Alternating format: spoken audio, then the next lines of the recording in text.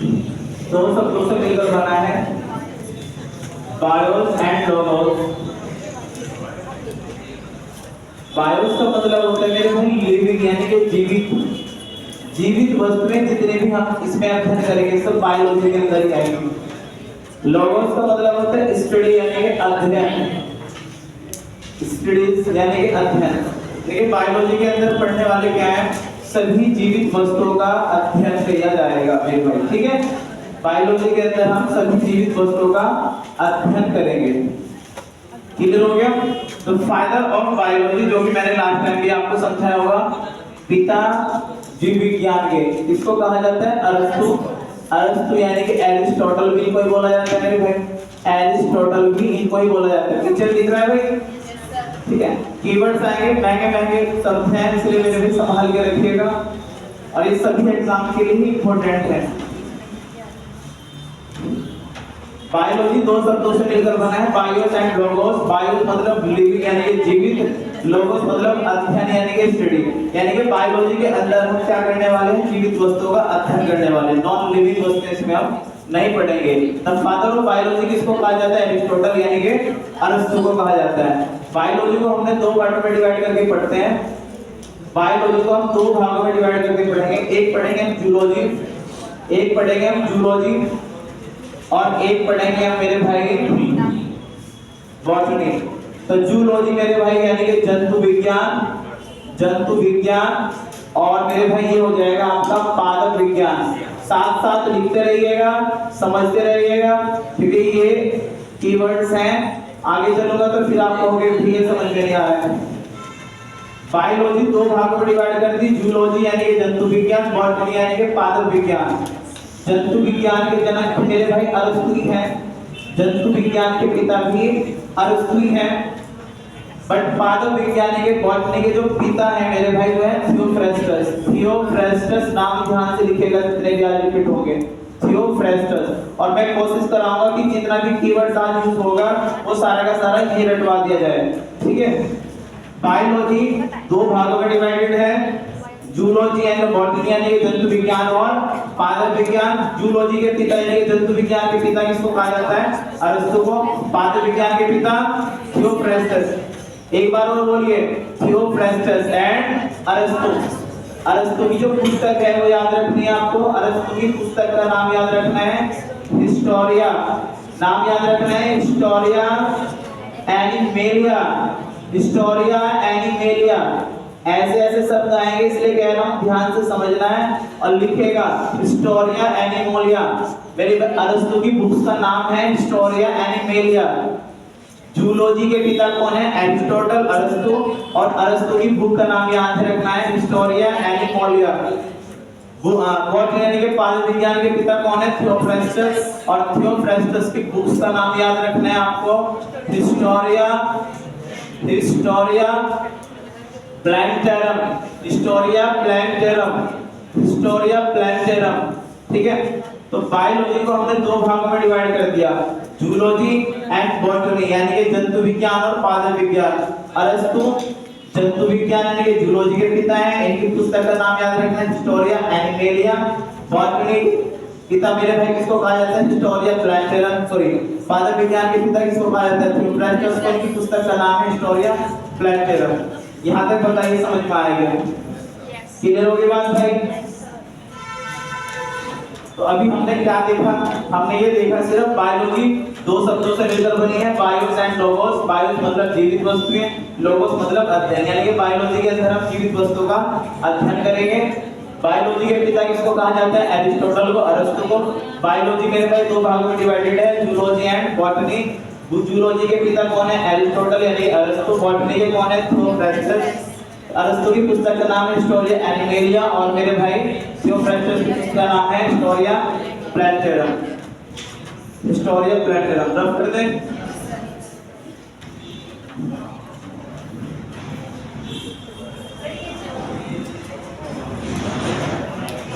मैं भी कह रहा हूँ साथ साथ नोट कीजिएगा भाई। क्या इधर ध्यान मत दीजिए, मैं पहले बता रहा हूँ, ना तो मुझे डिस्टर्ब कीजिए ना कुछ डिस्टर्ब कीजिए। अपना जो पढ़ना है मतलब रखिए आप। लास्ट टाइम हमने कुछ कीवर्ड्स पढ़े थे, लास्ट टाइम हमने कुछ कीवर्ड्स पढ़े थे, यानी कुछ अध्ययन पढ़े थे मेरे भाई। सबने लिख रखा है? कौन नहीं आया 10 दिन? एक दो बस, ये छोड़ दीजिए। कहाँ से करा भाई, जब तुम नहीं आए थे अभी थोड़े बहुत थोड़े ही हैं, आधा घंटा लगेगा कराने में। लिख लीजिएगा, जिन्होंने कर रखे हैं नोट कर लीजिएगा। पहला टॉपिक ले तो मैं जरा स्टार्ट करता हूँ भाई, यानी कि सेल यानी कि कोशिका। ध्यान से समझिएगा भाई, कोशिका।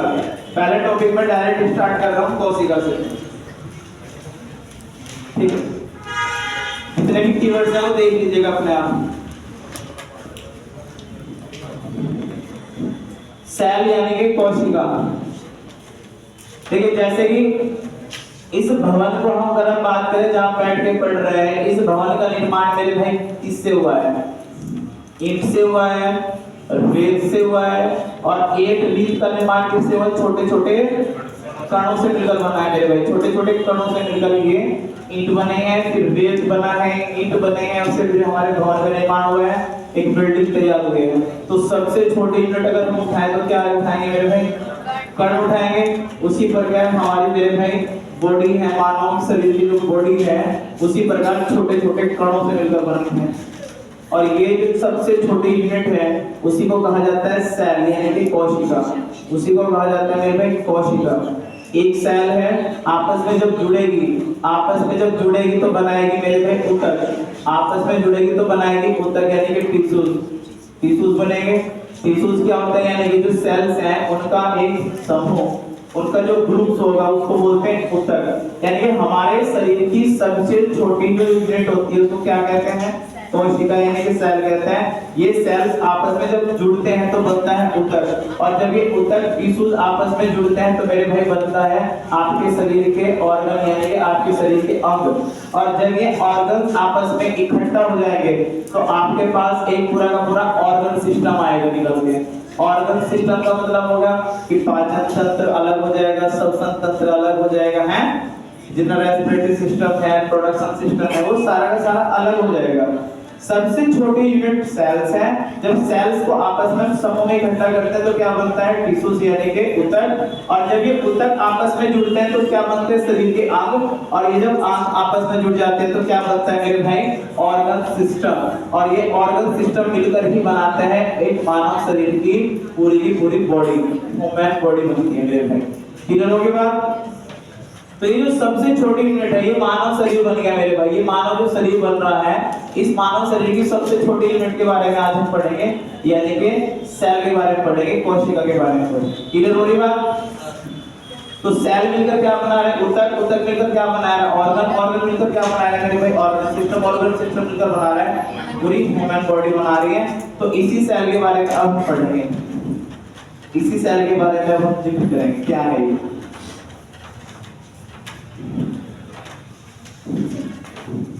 हो गया? साथ के साथ नोट करते रहिए, बोर्ड भी कराना है मेरे को, इसलिए कह रहा हूँ साथ ही साथ करते रहिएगा।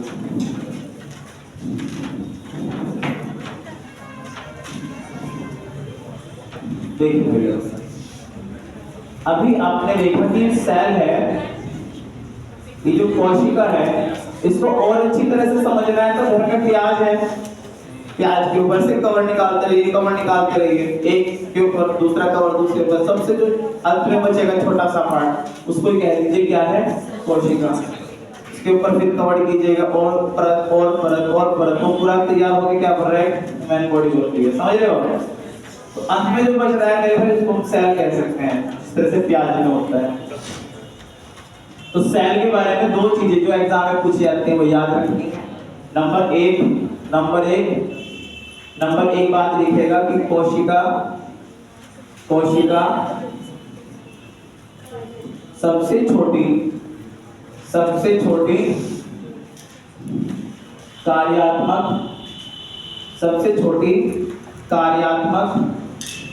व संरचनात्मक, सबसे छोटी कार्यात्मक व संरचनात्मक यूनिट है, यूनिट या इकाई। सबसे छोटी। कीवर्ड जैसे कीवर्ड्स में लिख रहा हूं ऐसे कीवर्ड्स लिखेगा। कोशिका सबसे छोटी कार्यात्मक, कोशिका सबसे छोटी कार्यात्मक एवं संरचनात्मक यूनिट है। एक पॉइंट लिखेगा इसमें, जीवन की मूलभूत इकाई है। दो पॉइंट लिखने हैं, जीवन की मूलभूत इकाई है। दूसरा लिखना है कोशिका सबसे छोटी कार्यात्मक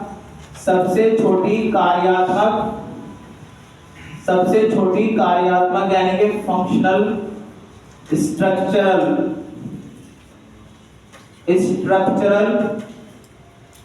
यूनिट है। मूलभूत इकाई का मतलब होता है फंडामेंटल यूनिट।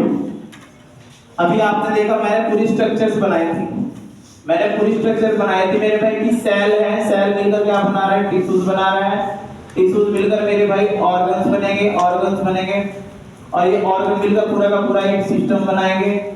ऑर्गन सिस्टम फिर जाके आपकी ह्यूमन बॉडी तैयार होगी, मेरे मानव शरीर तैयार होगा। तो इस मानव शरीर को बनने के लिए सबसे छोटा आधार क्या है, ये सेल है। इसलिए इसको कहा जाता है जीवन की मूलभूत इकाई के फंडामेंटल, ये सारा आधार, ये मूल आधार है मेरे भाई। किसी भी शरीर के निर्माण का सबसे छोटा आधार है कोशिका। अब सबसे छोटी कार्यात्मक है क्योंकि यहीं से कार्य स्टार्ट हो रहा है, संरचना सारी यहीं से स्टार्ट हो रही है। तो कोशिका सबसे छोटी कार्यात्मक और मेरे भाई संरचनात्मक यूनिट है, याद रखना है। और जीवन की मूलभूत इकाई है, सेम डेफिनेशन आएगा जब भी आएगा, ठीक है भाई। आगे बढ़ते हैं।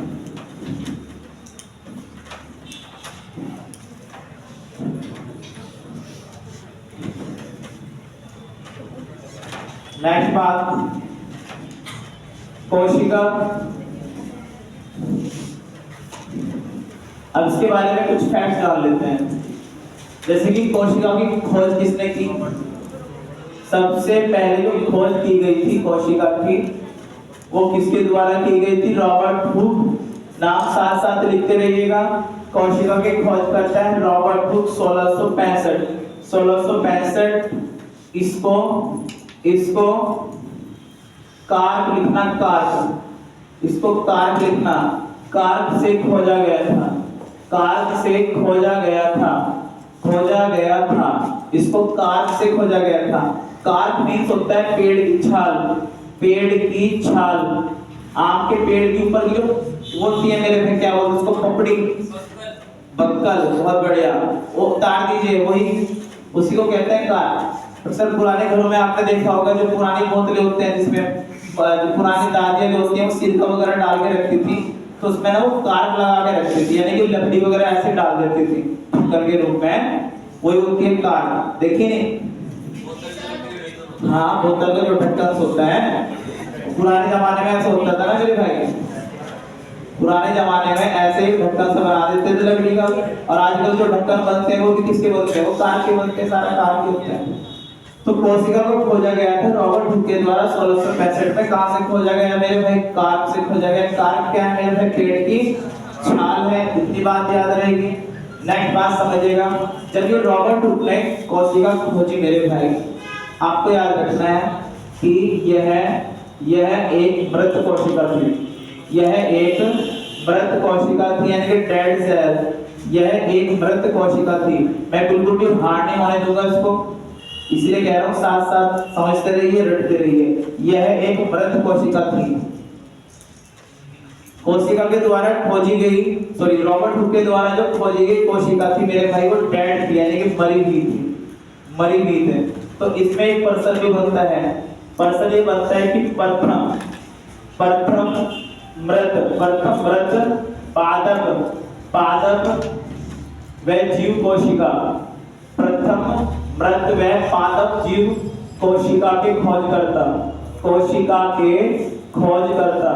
तो खोजकर्ता में मेरे भाई किसका नाम आएगा? फिर रॉबर्ट हुक का नाम आएगा, ठीक है। अब चाहे वो पादप की पूछ ले या जीव की पूछ ले, याद रखना है रॉबर्ट हुक के द्वारा जो खोजी गई पहली कोशिका थी वो मृत थी। तो मैं लिख सकता हूं कि प्रथम मृत पादप जीव कोशिका के खोजकर्ता रॉबर्ट हुक हैं। ठीक है ना। प्रथम मृत पादप जीव कोशिका के खोजकर्ता रॉबर्ट हुक हैं। आप पूछोगे सर जीवित कोशिका कौन सी है, जरा ध्यान से सुनिएगा बात को कि प्रथम जीवित कोशिका, प्रथम जीवित कोशिका कहा जाता है जीवाणु को, यानी कि बैक्टीरिया को, जीवाणु को यानी कि बैक्टीरिया को। तो प्रथम जीवित कोशिका थी बैक्टीरिया। याद रहेगी बात।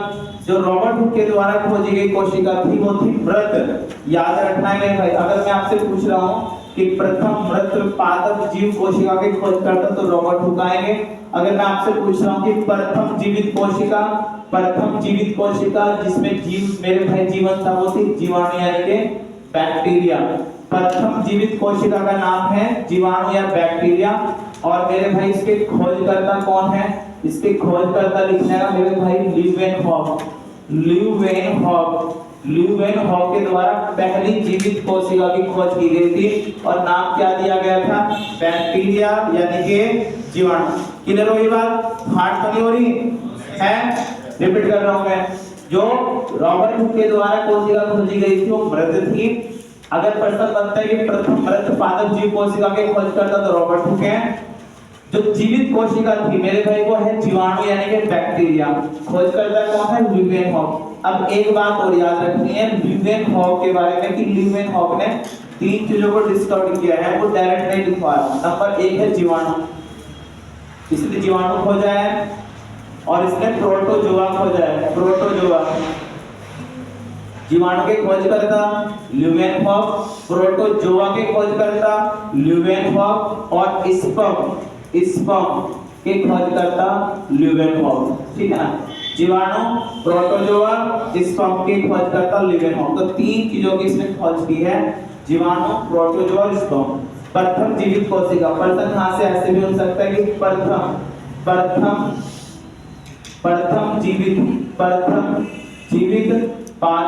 प्रथम जीवित पादप या जीव कोशिका। प्रथम पादप जीव कोशिका कौन सी है मेरे भाई, बैक्टीरिया है और इसके खोजकर्ता अब मैंने आपको बता दिए हैं ल्यूवेनहॉक। आपको डायरेक्ट याद रखना है। तो अभी का जो कॉन्सेप्ट है उसको फटाफट रिवाइज कर लेते हैं। कोशिका की खोज किसने की थी, रॉबर्ट हुक ने की थी। कहां से की थी, कार्प से की थी। कार्प मतलब पेट की छाल से की थी। अब रॉबर्ट हुक के द्वारा जो खोजी गई कोशिका थी वो मृत कोशिका थी। यानी कि हमारा प्रश्न अगर बनता है कि प्रथम मृत या पादप जीव कोशिका के खोजकर्ता तो आपका आंसर होगा रॉबर्ट हुक। अगर मैं आपसे पूछ रहा हूं कि प्रथम जीवित कोशिका तो आप बताओगे सर जीवाणु यानी कि बैक्टीरिया। कौन खोज करता है, ल्यूवेनहॉक ने 3 चीजों की खोज की है, जीवाणु, प्रोटोजोआ, स्पर्म। प्रथम जीवित पादप या जीव कोशिका कौन सी है, बैक्टीरिया। इस तरह से भी बन सकता है क्वेश्चन। कोशिका की खोज रॉबर्ट हुक ने की थी, लेकिन वो कोशिका कौन सी थी, मृत थी। और प्रथम जीवित कोशिका कौन से, जीवाणु है, इसके खोजकर्ता कौन है, ल्यूवेनहॉक। क्लियर बात।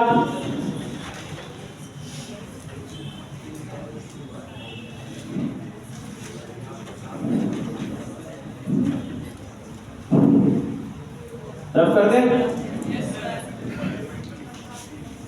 जिनका बिल्कुल भी बैकग्राउंड नहीं है बायो से, उनका क्लियर हो रहा है फिर, समझ में भी आ रहा है नहीं। फिर सर 3 क्वेश्चन भी फंसाना, फिर तीनों का तीनों छूटता है।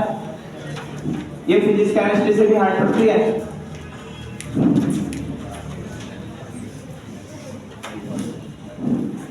कोशिका का अध्ययन लिखवा चुका हूं मैं, कौन बताएगा। कोशिका का अध्ययन, स्टडी ऑफ सेल, साइटोलॉजी भाई, साइटोलॉजी। और टिश्यूज यानी कि उसको का अध्ययन क्या होता है, हिस्टोलॉजी।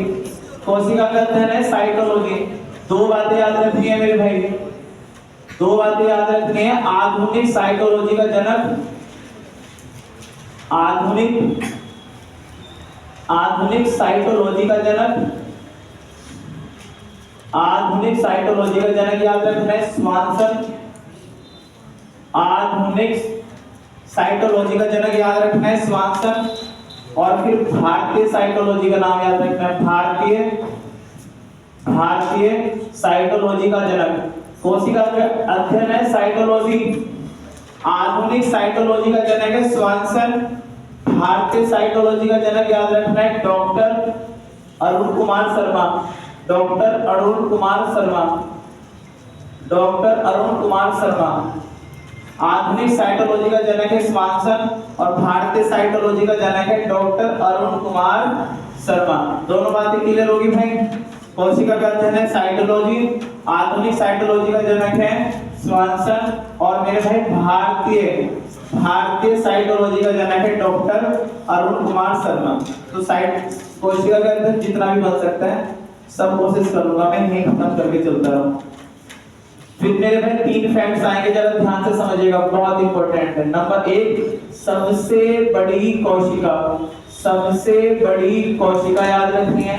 सबसे बड़ी कोशिका का नाम याद रखना है शुतुरमुर्ग। शुतुरमुर्ग का अंडा। शुतुरमुर्ग का अंडा सबसे बड़ी कोशिका होती है। सबसे बड़ी कोशिका शुतुरमुर्ग का अंडा। फिर याद रखना है सबसे छोटी कोशिका। सबसे छोटी कोशिका का नाम याद रखना है। नाम याद रखना है माइकोप्लाज्मा। माइकोप्लाज्मा, यही बोले जरा इसको, माइकोप्लाज्मा। सबसे बड़ी कोशिका है शुतुरमुर्ग का अंडा, सबसे छोटी कोशिका है माइकोप्लाज्मा और फिर है सबसे लंबी कोशिका। सबसे लंबी कोशिका, सबसे लंबी कोशिका न्यूरॉन होती है, यानी कि तंत्रिका।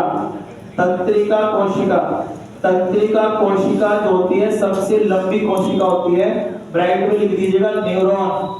न्यूरॉन सूचना तंत्र, बताएंगे आगे क्या है ये। तो यहाँ तक जो बातें रिपीट हुई हैं उसको हम आराम से रिवाइज करते हैं। कोशिका का अध्ययन साइटोलॉजी है। आधुनिक साइटोलॉजी के जनक है स्वानसन। भारतीय साइटोलॉजी के जनक है डॉक्टर अरुण कुमार शर्मा। सबसे बड़ी सेल, सबसे बड़ी कोशिका याद रखनी है शुतुरमुर्ग का अंडा। मैं यहाँ पे ना तो मेरे भाई नीट की तैयारी करा रहा हूँ, ना बीए एमए की तैयारी करा रहा हूँ, तो नहीं पढ़ाऊंगा जितना एग्जाम में आ सकता है, ठीक है ना। तो सबसे छोटी कौन सी है? माइकोप्लाज्मा। नाम लीजिए जरा इसका फटाफट। सबसे छोटी कोशिका माइकोप्लाज्मा। सबसे बड़ी शुतुरमुर्ग का अंडा। सबसे लंबी कोशिका तंत्रिका। बिलियन, बिलियंस में होती है संख्या की, बताऊंगा आपको जब आगे पढ़ाऊंगा न्यूरॉन्स के बारे में। सबसे बड़ी कोशिका शुतुरमुर्ग का अंडा, सबसे छोटी कोशिका माइकोप्लाज्मा, सबसे लंबी कोशिका है तंत्रिका कोशिका। भाई इतनी बात क्लियर? रब कर दे भाई।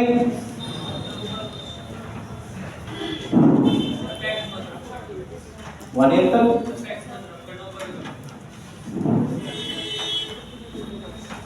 तो आगे बढ़ते हैं।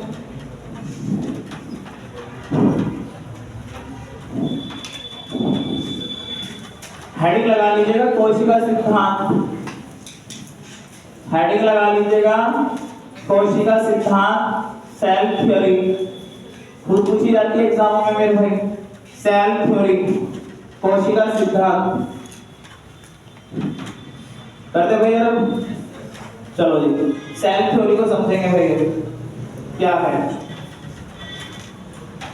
देखो सेल थ्योरी में 3 व्यक्तियों का नाम याद रखना है। 3 व्यक्तियों का नाम रखना है याद। स्लाइडेन, एक नाम याद रखना है स्वान और एक नाम याद रखना है विर्ची या विर्चो। विर्ची विर्चो, स्लाइडेन, स्वान और विर्चो। तो अगर एग्जाम में पूछा जाता है कोशिका सिद्धांत सेल थ्योरी आप किसने दी है तो स्लाइडेन स्वान ही आएगा। स्लाइडेन में स्वान ही आएगा डायरेक्ट मेरे भाई, क्योंकि विर्चो ने फिर एक लाइन जोड़ी थी इसमें। तो 3 फैक्ट्स हैं इसके सेल थ्योरी के, तीनों के तीनों याद रखने हैं। एग्जाम में जब भी पूछा जाता है ना ये फैक्ट्स में पूछा जाएगा बताइए इनमें से कौन सा कोशिका सिद्धांत का एक तथ्य है, या पूछ लेगा इनमें से कौन सा कोशिका सिद्धांत का विपर्य नहीं है। तो 3 फैक्ट्स हैं इसके, तीनों ही फैक्ट बिल्कुल रट लेने हैं एकदम। पहला मेरे भाई कोशिका सिद्धांत किसने दी है? स्लाइडेन व स्वान ने। अगर तीसरा नाम कभी आ गया तो ऑप्शन में विर्चो उठा लीजिएगा एकदम। पहला फैक्ट सभी जीवित वस्तुओं में, पहला फैक्ट सभी जीवित वस्तुओं में कोशिका उपस्थित होती है। कोशिका उपस्थित होती है। सभी जीवित वस्तुओं में कोशिका उपस्थित होती है। पहला फैक्ट, कोशिका सिद्धांत का पहला तथ्य, सभी जीवित वस्तुओं में कोशिका उपस्थित होती है। दूसरा फैक्ट, नंबर 2 ध्यान से लिखेगा, कोशिका सबसे छोटी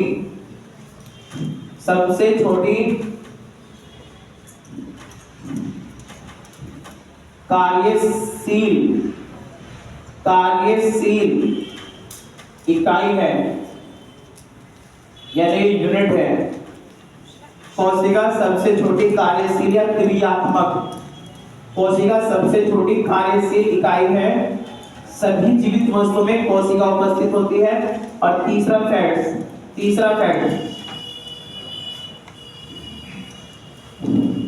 लिखेगा, नई कोशिका का निर्माण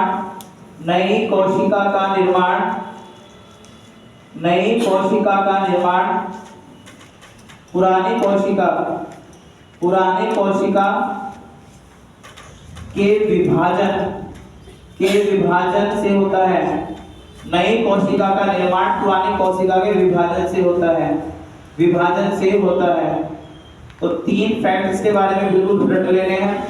3 फैक्ट्स हैं, सभी जीवित वस्तुओं में कोशिका उपस्थित है, कोशिका सबसे छोटी कार्यशील इकाई है, नई कोशिका का निर्माण पुरानी कोशिका के विभाजन से होता है। यानी कि नई कोशिका कैसे बनेगी, जब पुरानी कोशिका विभाजित हो जाएगी। कैसे होती है, आपने कुछ मूवी वगैरह में देखा होगा बॉलीवुड की, ऐसी कोशिका होगी 2 भागों में डिवाइड हो जाएगी, 2 भागों में, फिर एक कोशिका फिर अगले 2 भागों में डिवाइड हो जाएगी मेरे भाई, फिर एक कोशिका विभाजित होगी, ये आगे 2 पार्ट में डिवाइडेड हो जाएगी। तो ऐसे कोशिका विभाजित होते हैं, फिर नई कोशिका का निर्माण होता है और पूरा एक जंजाल तैयार हो जाता है मेरे भाई, समझ रहे हो। तो नई कोशिका कैसे बनती है, जब पुरानी कोशिका विभाजित होती है। तीसरा फैक्ट, ये वाला जो फैक्ट था ये जोड़ा था विल्सन ने।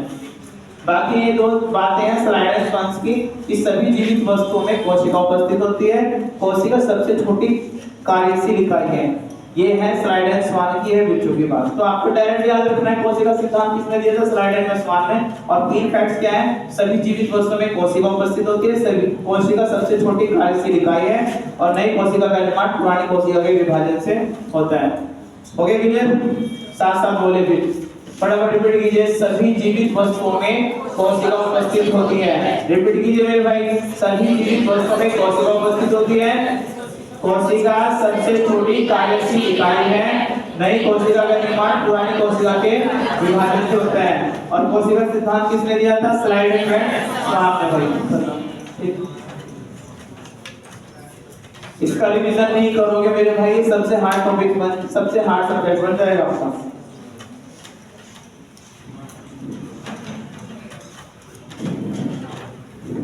आइए कोशिका के आधार पर हम जीव को डिवाइड कर लेते हैं। तो हमने जीव को 2 भागों में डिवाइड कर लिया कोशिका के आधार पर। एक साइड लिखा मैंने एक कोशिकीय जीव, एक साइड लिखेगा एक कोशिकीय जीव, आवाज नहीं भाई, एक कोशिकीय जीव, और दूसरी साइड लिखेगा बहुकोशिकीय जीव।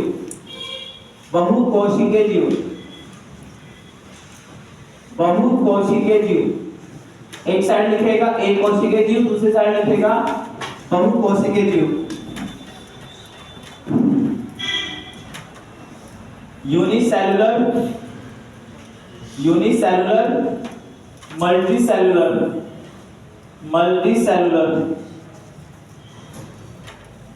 ठीक है, यूनिसेलुलर और मल्टीसेलुलर, यानी कि एक कोशिकीय जीव और बहुकोशिकीय जीव।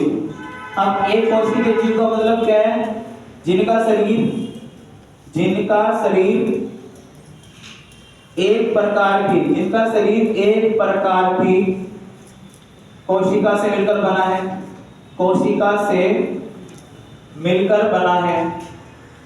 जिनका शरीर एक प्रकार की कोशिका से मिलकर बना है, उसको क्या बोलते हैं, एक कोशिकीय जीव।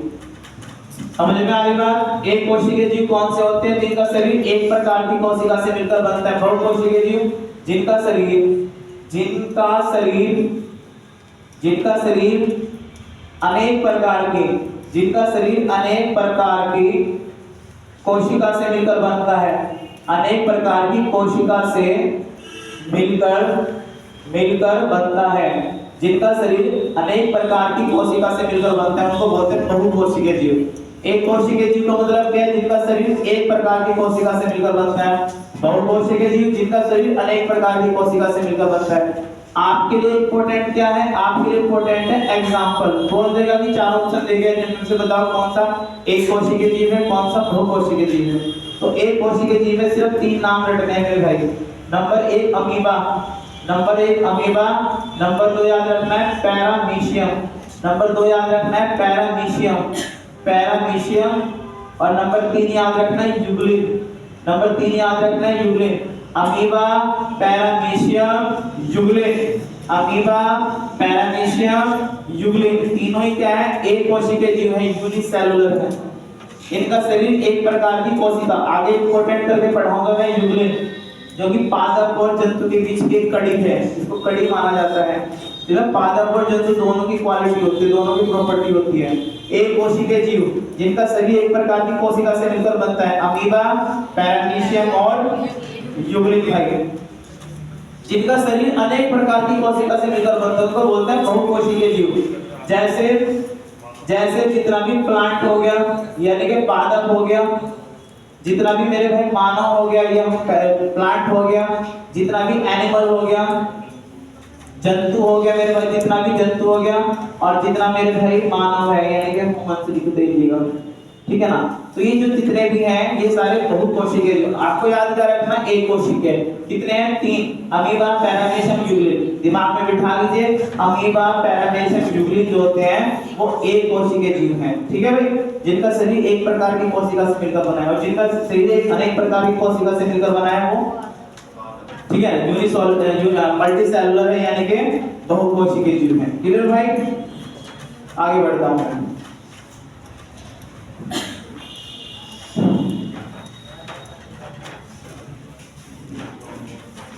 यहां तक क्लियर?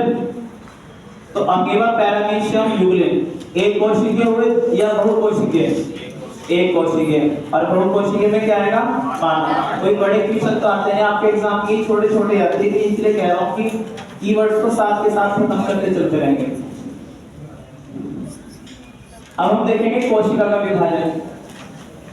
कोशिका का विभाजन समझेंगे आराम से, ध्यान से भाई। एक तरफ लिखेंगे, नाम ध्यान से लिखेगा, प्रोकैरियोटिक, प्रोकैरियोटिक, प्रोकैरियोटिक। दूसरी साइड लिखेगा यूकेरियोटिक, प्रोकैरियोटिक, यूकेरियोटिक कोशिका। 2 प्रकार की सेल होती हैं, एक होती है प्रोकैरियोटिक, एक होती है मेरे भाई eukaryotic. Prokaryotic, eukaryotic, prokaryotic, eukaryotic, ठीक है। इसका पर्सन ना है कभी हुआ नहीं मेरे भाई, बिल्कुल 90% मेरे भाई 90% उम्मीद के साथ कह रहा हूं कि यहां से प्रश्न बनता ही बनता है, बनता ही बनता है। पूछ लिया जाता है कि मेरे भाई इनमें से कौन सा प्रोकैरियोटिक है, कौन से प्रोकैरियोटिक, कौन से यूकेरियोटिक की विशेषता नहीं है। और 4-5 फैक्ट है बिल्कुल रट लेने हैं। देखिए जरा, जब कोशिका बन रही है तो मेरे भाई कोशिका बनने के कई चरण होंगे। जैसे मानव जो जन्म से लेकर मृत्यु तक के कई चरण होते हैं। पैदा हुआ मेरे भाई, थोड़ा सा जो बचपन हुआ, फिर उसके बाद युवा हुआ, प्रौढ़ हुआ, वृद्धावस्था है। तो उसी तरह कोशिका का निर्माण हो रहा है। अब ये कोशिका जब बन रही है तो ये कोशिका की आरंभिक स्ट्रक्चर है यानी कि वो बनना स्टार्ट हो रही है, और जब वो बनकर युवा हो जाएगी इसको कहेंगे यूकेरियोटिक। ये कोशिका की आरंभिक अवस्था होती है, कोशिका की आरंभिक अवस्था। दिमाग में ऐसे उठाना है, यहाँ से सारे फैक्ट्स क्लियर हो जाएंगे। पहले याद रखना है कोशिका की आरंभिक अवस्था है, कोशिका की आरंभिक अवस्था है। बड़े याद नहीं हो पाते मेरे भाई ये चीजें, आपको दिमाग में याद रखना है कोशिका की आरंभिक अवस्था है, और याद रखना है कि कोशिका की युवा अवस्था है, कोशिका की युवा अवस्था है। अब देखो, अगर ये आरंभिक अवस्था है तो कुछ चीजें इसमें डेवलप नहीं हुई होंगी, हैं? जब ये बनकर तैयार होगी तो हमने इसको नाम दिया यूकेरियोटिक। और जब ये बन रही है, बनने के क्रम में है, तो उसको हम नाम दिया है प्रोकैरियोटिक। और जब ये बन रही है युवावस्था में, तो कुछ चीजें इसमें अधूरी होगी, जैसे कि एक याद रखना है, एक याद रखना है मेरे भाई, एक शब्द आएगा केंद्रक झिल्ली, आगे, ठीक है ना, केंद्रक झिल्ली। तो जब ये बनी रही है मेरे भाई, ये युवा नहीं हुई है, तो केंद्रक झिल्ली उपस्थित होगी, अनुपस्थित होगी, अनुपस्थित होगी, है भाई। जब ये बन रही है तो इसमें केंद्रक झिल्ली नहीं होगी। जब ये बनकर तैयार हो जाएगी, ये बनकर तैयार होगी, तो उसमें केंद्रक झिल्ली उपस्थित होगी। तो आपको ऐसे माइनस करना है मेरे भाई इसको। अगर रटोगे इसमें केंद्रक झिल्ली होती है, किसमें नहीं, कंफ्यूज रहेगा। दिमाग में बिठा लीजिए, प्रोकैरियोटिक आरंभिक अवस्था, यूकैरियोटिक युवावस्था है, यानी कि जब वो बनने के क्रम में, तो सीधी सी बात वहां केंद्रक झिल्ली नहीं गई होगी, और जब वो बनकर तैयार होगी तो उसमें केंद्रक झिल्ली आ गई होगी, तो उसमें केंद्रक झिल्ली उपस्थित होती है। केंद्रक झिल्ली उपस्थित बहुत इंपॉर्टेंट है भाई, खूब आता है एग्जाम में। केंद्रक झिल्ली उपस्थित होती है, याद रखना है, उपस्थित होती है, ठीक। केंद्रक झिल्ली उपस्थित होती है और केंद्रक झिल्ली अनुपस्थित, क्योंकि ये बन रही है तो उसमें केंद्रक झिल्ली नहीं है, बनेगी केंद्रक झिल्ली आ गई, ऐसे रट लीजिए। दूसरी बात, तीसरी बात समझिएगा, तीसरी बात समझिएगा, डीएनए दोनों में होगा, डीएनए इसमें भी होगा, डीएनए इसमें भी होगा, लेकिन मेरे भाई ये बन के तैयार होगी तो उसमें डीएनए की पूरी संरचना में आ जाएगा जैसे होता है। लेकिन जब वो स्टार्ट हुआ बनना, तो मेरे भाई को कहां पाया जाएगा, प्रोकैरियोटिक में। तो प्रोकैरियोटिक से जो डीएनए होता है वो बनने के क्रम में है, यहाँ डीएनए बनकर तैयार हो गया। तो आपको याद रखना है, इसका डीएनए गोलाकार होता है। जब वो बनना स्टार्ट होता है डीएनए गोलाकार होता है, हिस्टोन्स प्रोटोस्टोन बनते हैं उसमें, और जब वो बन जाएगा तो मेरे भाई रेखा की संरचना आ जाएगी, तो उसका डीएनए गोलाकार लिखना है। अब वो बन रहा है, आरंभिक अवस्था में है, तो इसका डीएनए गोलाकार, और इसमें याद रखना है कि इसका डीएनए रेखीय, इसका डीएनए रेखीय, इसका डीएनए रेखीय होता है, इसका डीएनए रेखीय होता है, ठीक है। दो बातें, तीन बातें ये होगी, आरंभिक अवस्था, युवावस्था, केंद्रक झिल्ली नहीं होगी जो युवावस्था आरंभिक अवस्था है। जब वो बनके तैयार होगी तो सीधी सी बात उसमें केंद्रक झिल्ली आगे होगी, इसका डीएनए गोलाकार है, इसका डीएनए रेखीय है। अब लास्ट का पॉइंट बचता है, एक शब्द आएगा आगे राइबोसोम, जिसने पढ़ रखा है इसको पता भी होगा, एक राइबोसोम शब्द आएगा, आगे पढ़ूंगा भी। अब राइबोसोम दो प्रकार का होता है, एक होता है 70S, ये यूनिट होती है भाई, एक होता है 80S, 70S 80S। तो बताओ इसमें से 70 किसको दूं, 80 किसको दूं? ये प्रोकैरियोटिक आरंभिक अवस्था, तो इस पे किसका आ जाएगा, 70, इस पे क्या आ जाएगा, ये रटने वाली बात नहीं है, खूब पूछा जाता है एग्जाम में, प्रीवियस पेपर उठा के देखिए। इसमें लिखना, इसमें 70S राइबोसोम होता है, इसमें 70S राइबोसोम होगा, 70S राइबोसोम, इसमें 70S राइबोसोम होता है, और इसमें 80S, इसमें 80S राइबोसोम होता है, राइबोसोम होता है, इसमें 80S राइबोसोम होता है।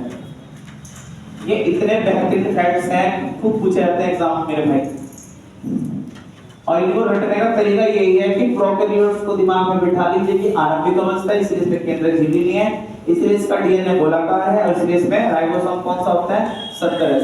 ये बनकर तैयार होगी तो कोशिका की युवावस्था है, तो उसमें केंद्रक झिल्ली आगे होगी, क्योंकि युवा होगी वो भाई, और इसका डीएनए अपनी संरचना में आ गया, रेखीय हो गया, और मेरे भाई इसमें 70 है तो इसमें क्या हो जाएगा, 80S राइबोसोम। क्लियर हो गया भाई फैक्ट? तो कोशिका दो प्रकार की होती है, प्रोकैरियोटिक और यूकैरियोटिक, आरंभिक अवस्था, युवावस्था। क्लियर हो गया? एक दो बार अपना घर जाके पढ़ लीजिएगा। आगे बढ़ते हैं फिर। अब तक बताइए जरा, बायोलॉजी थोड़ी हार्ड लग रही बात, एनसीईआरटी उठा के बैठेगा लूसेंट वगैरह, अगर 3 घंटे पढ़ के मेरे भाई आधा पेज भी याद हो गया ना, तो मैं पढ़ाई छोड़ दूंगा। नहीं हो पाता मेरे भाई, वो बिल्कुल एनसीईआरटी इतने कीवर्ड दिए हुए हैं कि बच्चा कितना कंफ्यूज है पढ़ के एनसीईआरटी को, फिर वो भागते हैं यूट्यूब की तरफ, और यूट्यूब में क्या कराते हैं वो वन लाइनर, ठीक है, सेट्स लगाए हुए उन्होंने, तो भी 50 क्वेश्चन, 50 मोस्ट इंपॉर्टेंट क्वेश्चन कर लो भाई वो याद।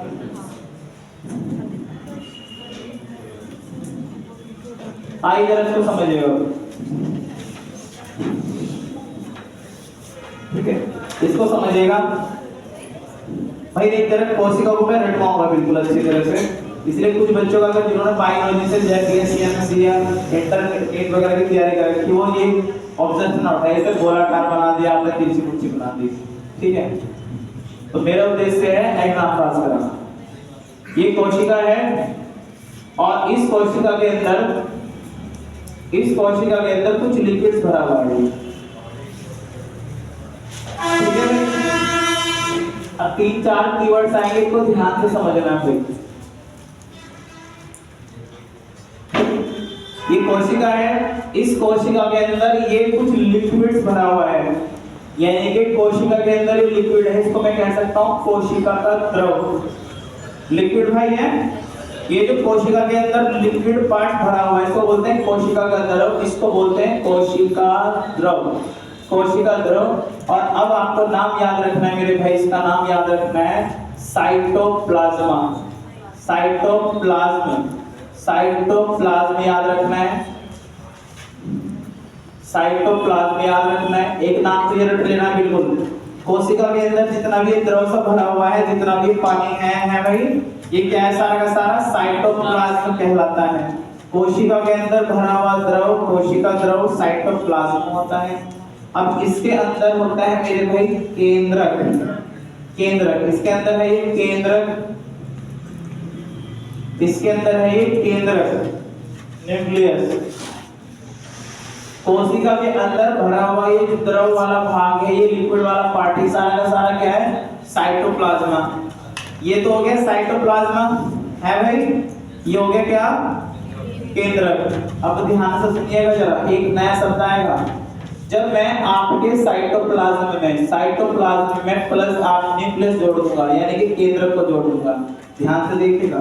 ये क्या है, साइटोप्लाज्मा। इस साइटोप्लाज्मा में क्या जोड़ दिया भैया मैंने, केंद्रक। जब इस साइटोप्लाज्म में केंद्रक को मैंने ऐड कर दिया तो एक नया नाम याद रखना है, प्रोटोप्लाज्म। नाम याद रखना है प्रोटोप्लाज्म। ये कीवर्ड्स याद नहीं हो पाते हैं, इसलिए मैं आपको तरीका सिखा रहा हूं रटने का।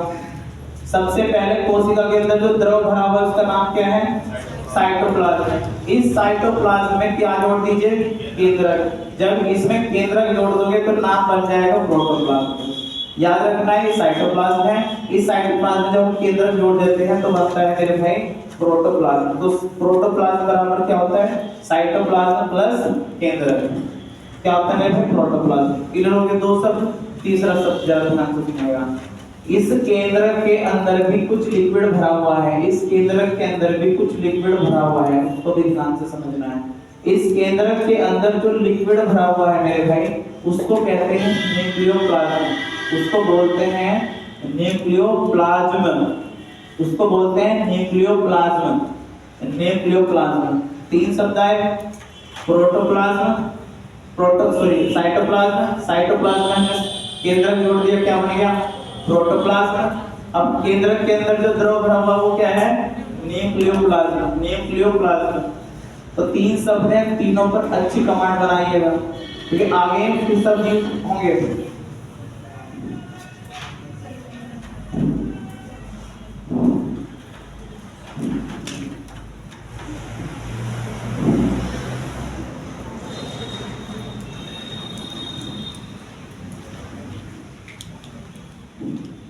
हो गया,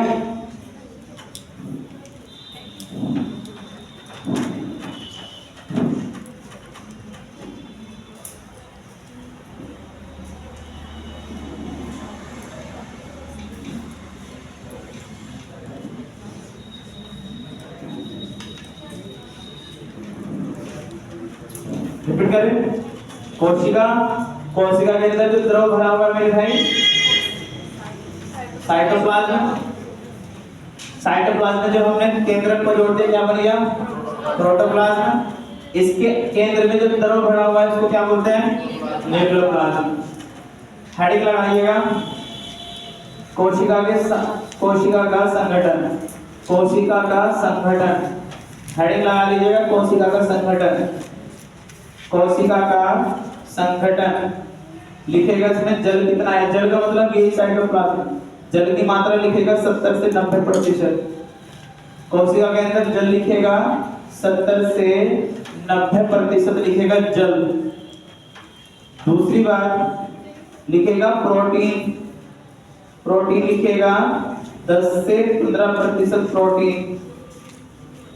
जल लिखेगा 70 से 90%, प्रोटीन लिखेगा 10 से 15%, फिर लिखेगा कार्बोहाइड्रेट, कार्बोहाइड्रेट, कार्बोहाइड्रेट लिखेगा भैया 3%, कार्बोहाइड्रेट लिखेगा नंबर 3 पर लगभग 3%। चौथे नंबर पे लिखेगा लिपिड, चौथे नंबर पे लिखेगा लिपिड, लिपिड लिखेगा लगभग 2%, लिपिड लिखेगा लगभग 2%। कोशिका के अंदर लगभग लिपिड की मात्रा होती है 2%, कार्बोहाइड्रेट 3%। सबसे ज्यादा मात्रा में याद रखना है एक लाइन में कि सबसे ज्यादा मात्रा में जल होता है यानी कि साइटोप्लाज्म। ठीक है भाई। नंबर 3 नंबर 9 लिखेगा आयरन, आयरन लिखेगा 1%, आयरन लिखेगा 1%। और सबसे लास्ट में लिखेगा न्यूक्लिक एसिड, न्यूक्लिक, नंबर 9 लिखेगा न्यूक्लिक एसिड भाई, न्यूक्लिक एसिड लिखेगा 3 से 5%, 3 से 5% न्यूक्लिक एसिड। 70 से 90 जल, प्रोटीन 10 से 15, carbohydrate 3%, lipid 2%, iron 1%, nucleic acid 3 से 5%। जल 70 से 90%, प्रोटीन 10 से 15%, carbohydrate 3%, lipid 2%, iron 1%, nucleic acid 3 से 5%। क्लियर होगी बात? आगे बढ़ते हैं फिर। रब कर रहा हूं मैं इसको।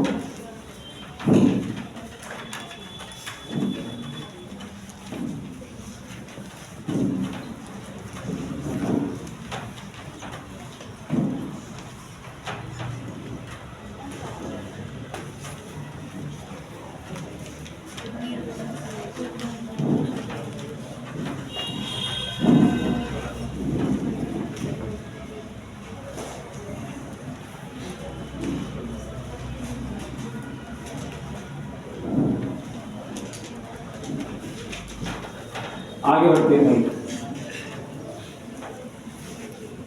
कोशिका यानी कि सेल एक तरफ तो कर लीजिएगा, जंतु कोशिका,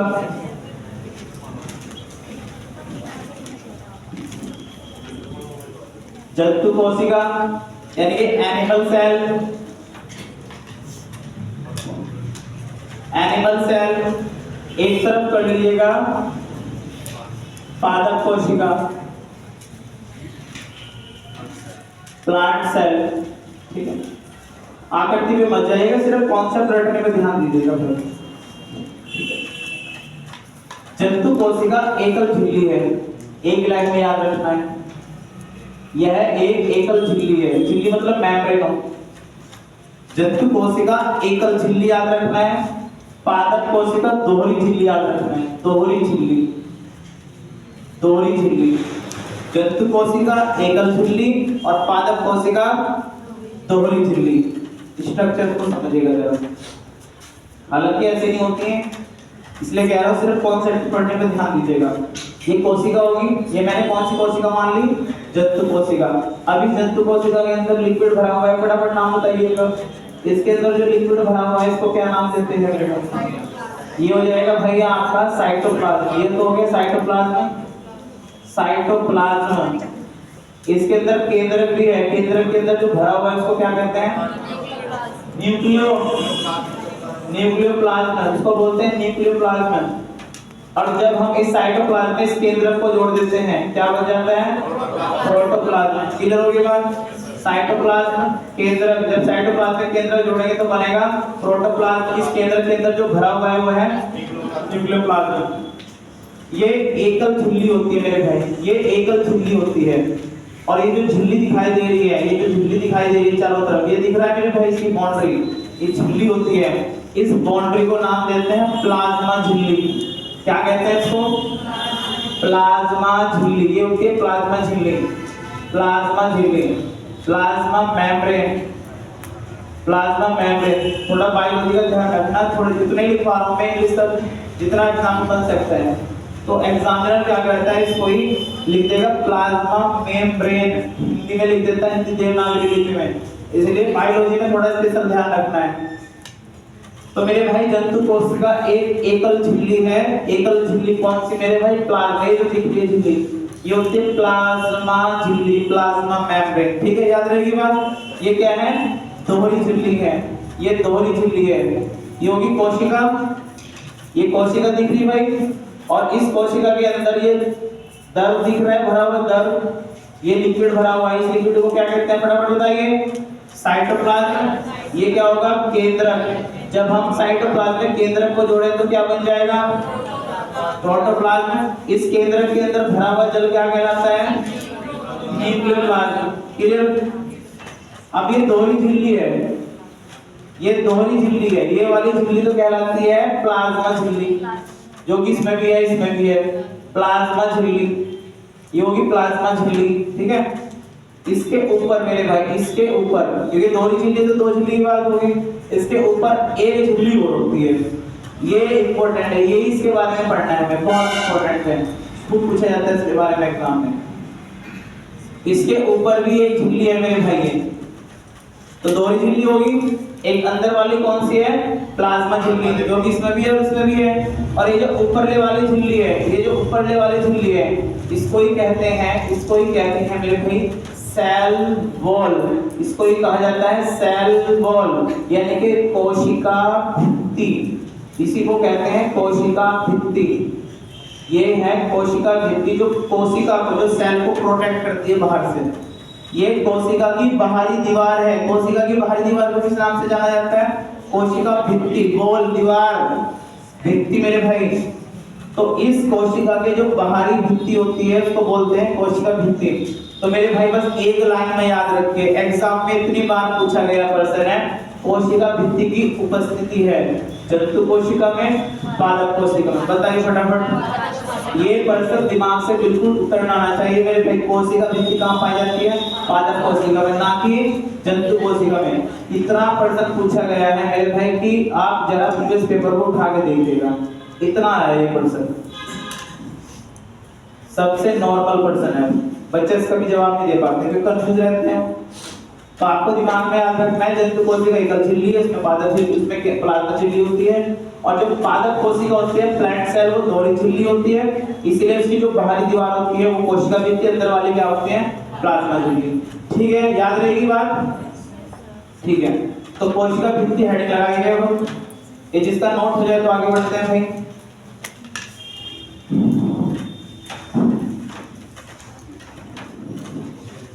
कर दे रहे,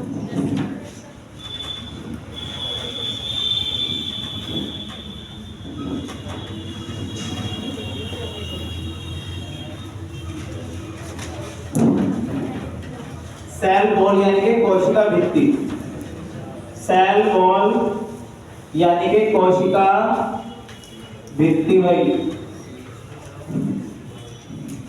सेल वॉल। तो पहली दो बातें याद रखनी है, कहाँ पाई जाती है, जंतु कोशिका में, पादप कोशिका में, पादप कोशिका में, पादप कोशिका में उपस्थित होती है, पादप कोशिका में उपस्थित होती है। पहली बात तो याद रखनी है। दूसरी बात क्या याद रखनी है, दूसरी बात याद रखनी है मेरे भाई, बाहरी झिल्ली है, बाहरी झिल्ली नहीं है, भीतरी नहीं, बाहरी झिल्ली है मेरे भाई।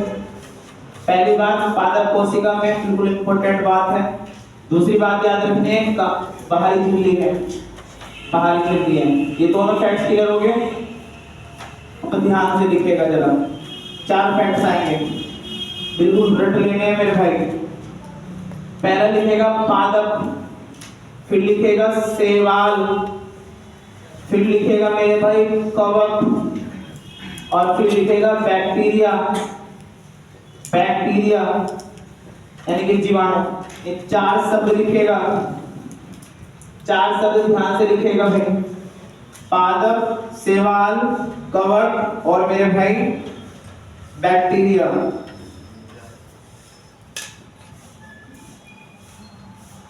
देख जरा ध्यान से भैया, यहां से क्वेश्चन खूब बनता है, इंपॉर्टेंट बात है, करें। याद रखना है पादप की कोशिका भित्ति किसकी बनी होती है, खूब पूछा जाता है एग्जाम में। Cellulose, cellulose.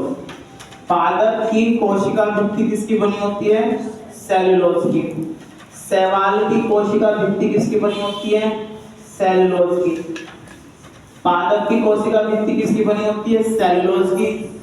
शैवाल की कोशिका भित्ति किसकी बनी होती है, सेलुलोज की। कवक की कोशिका भित्ति किसकी बनी होती है, काइटिन। नाम याद रखिएगा, काइटिन। कवक की कोशिका भित्ति बनी होती है काइटिन की। पादप और शैवाल की बनी होती है सेलुलोज की। पादप और शैवाल, एल्गाई, प्लांट्स और एल्गाई की जो में भाई सेल वॉल होती है वो सेलुलोज से निर्मित होती है। क्लियर होगी बात। कवक की किसकी बनी होती है, काइटिन की। चौथा है बैक्टीरिया, नाम अलग है, अटपटा है, ध्यान से लिखेगा, लिखेगा।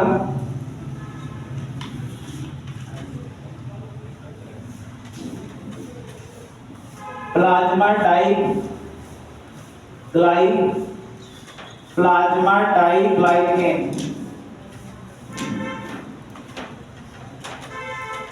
नाम लिखेगा प्लाज्मा डाइग्लाइकेन, प्लाज्मा डाइग्लाइकेन प्लस म्यूरिन। इसलिए कह रहा हूं मैं, इसको जितना साथ के साथ रटते चलोगे, साथ के साथ याद करते चलोगे तो दिमाग में रहेगी बात।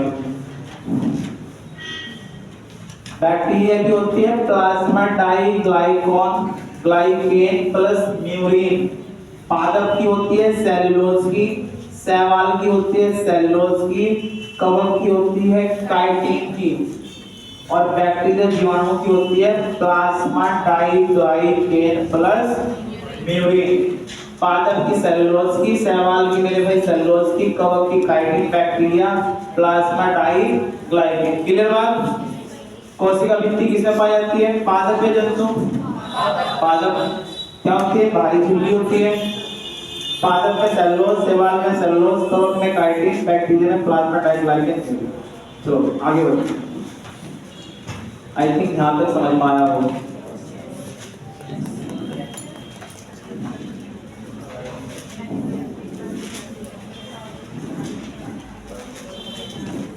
एक नोट करके लिखेगा, कोशिका भित्ति की मजबूती, कोशिका भित्ति की कठोरता लिखेगा, मजबूती, कठोरता,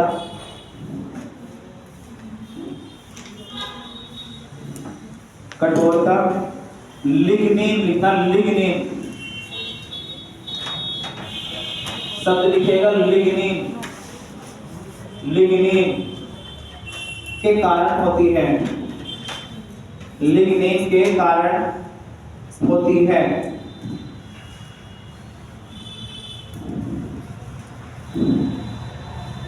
लिग्निन के कारण होती है। हो गया भाई, आगे बढ़ो।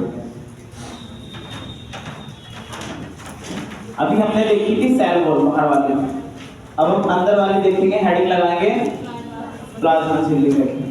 अंदर वाली हेडिंग लगाएंगे प्लाज्मा झिल्ली।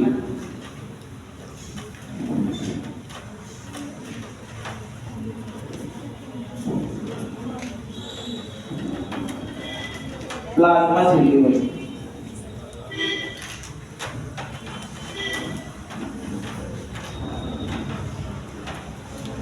अगली हेडिंग है आपकी प्लाज्मा झिल्ली।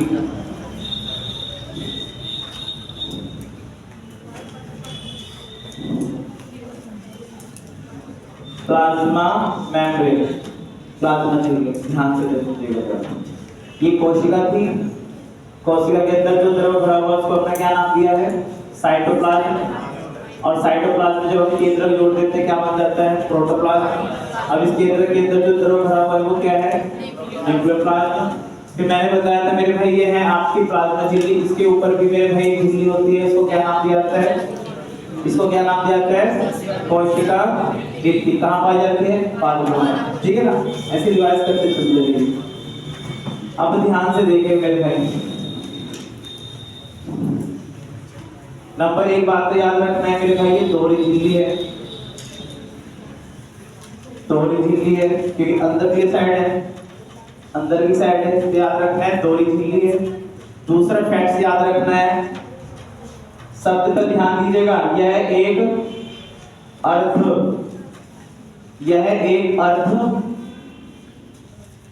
में, यह एक अर्ध पारक में झिल्ली है। यह एक, ध्यान से लिखेगा, यह एक अर्ध पारक में झिल्ली है। यह एक अर्ध पारक में झिल्ली है, अर्ध पारक में झिल्ली है। अब ध्यान दीजिएगा, ये अंदर वाली झिल्ली की बात कर रहा हूं भाई मैं, ये दोहरी झिल्ली है, प्लाज्मा झिल्ली अंदर की साइड है भाई, ये जो अंदर उपस्थित है दोहरी झिल्ली है। दूसरी बात क्या याद रखनी है, ये एक अर्ध पारक में झिल्ली है। अब इसका मतलब क्या है? इसका मतलब है, इस पे डिपेंड करेगा कि किसको ये अंदर आने देगी और किसको ये बाहर जाने देगी। मेरे को क्लियर हो रही बात? किसको ये आने देगी, किसको ये बाहर जाने देगी। अब ये एक तरह से छलनी का काम करेगी, झिल्ली है। और अधिक जरा सब यूज क्या हो रहा है? अर्ध पारक में झिल्ली। शब्द पे ध्यान दीजिएगा, मैंने लिखा अर्ध पारक में झिल्ली। अगर इसमें से मैं हटा दूं अर्ध, क्या बच जाएगा? पारक। सब कुछ जाने देगी है। घर में यूज करते हैं छलनी, चाय की छलनी होती है। अब गैस कीजिए, एक मेरे हाथ में कप है, मैंने चाय की छलनी इस पे रखी है, मैं चाय डाल रहा हूँ। अब वो किसको रोक रही है? चाय की पत्ती को। क्या जाने दे रही है? यानी कि छलनी को पता है ना कि मुझे क्या जाने देना है, क्या तुम्हारे लिए उपयोगी है, चाय की पत्ती है चाय, तो रोक रही है चाय की पत्ती को। अर्ध पारक में झिल्ली है, लेकिन कुछ रोकेगी कुछ जाने देगी। अर्ध हो रही है, कुछ जाने दे रही है कुछ रोक रही है। क्या रोक रही है? तो जो विषाक्त पदार्थ होंगे उसको ये रोक लेती है, और जो मेरे भाई चाय वो आपके लिए होगी वो अंदर आने देगी। अब मैं उस छलनी की, जो चाय छलनी है, उसकी अगर छलने वाली पार्ट हटा दूं है, क्या बचेगा? सिर्फ पार्क में बचेगा सारा का सारा। जैसे डाल लोगे वैसे डल जाएंगे हैं, उसे कोई पीना पसंद।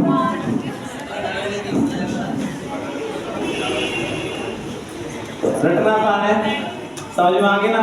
तो अर्ध पारक का मतलब यहाँ पे कि कुछ को तो जाने देगी, कुछ को रोक लेगी, और किसको जाने देगी किसको नहीं वो इस पे डिपेंड करेगा, वो जानती है। तीसरा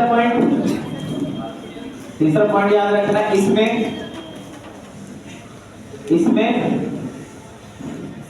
फास्फोलिपिड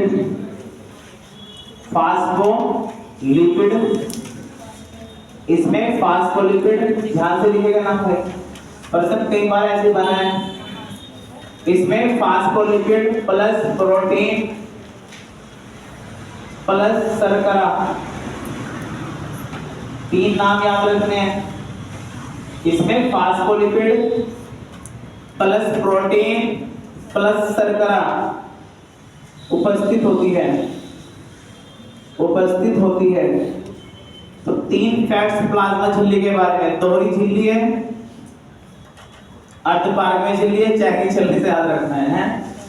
और इसमें फास्फोलिपिड प्लस प्रोटीन प्लस शर्करा उपस्थित होते हैं। प्रश्न बना हुआ है, अभी जो एनटीपीसी का एग्जाम हुआ था दिया हुआ था मेरे भाई, पूरा 2-3 लाइन का प्रश्न था। बताइए इनमें से कौन फास्फोलिपिड प्रोटीन और शर्करा का संग्रह करती है? फिर नीचे ऑप्शन दिए गए थे मेरे भाई। तो मेरे भाई क्या याद रखना है? प्लाज्मा झिल्ली। मैं पूरा टेस्ट भी तैयार करवा रखा है, इसका पूरा का पूरा तैयार है, थोड़ा सा टाइम काटना टेस्ट भी कराता हूं। फास्फोलिपिड प्रोटीन शर्करा प्लाज्मा झिल्ली में, दोहरी झिल्ली और अर्ध पारक झिल्ली। अगली हेडिंग लगेगी माइटोकॉन्ड्रिया। कोई ऐसा भी है जो बोर हो रहा हो बायोलॉजी से? बता दीजिए भाई, है कोई? बाहर निकल जाइए अपना, और क्या करो।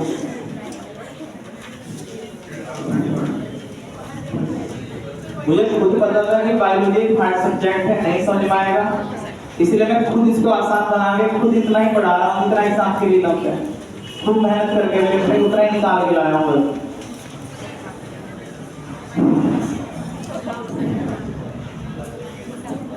माइटोकॉन्ड्रिया, माइटोकॉन्ड्रिया भाई, माइटोकॉन्ड्रिया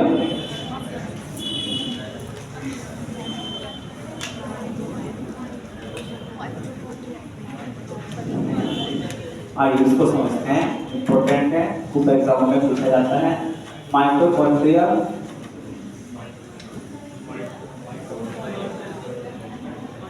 माइटो है, माइक्रोनिक भाई, माइक्रोनिक बड़ी बनती है।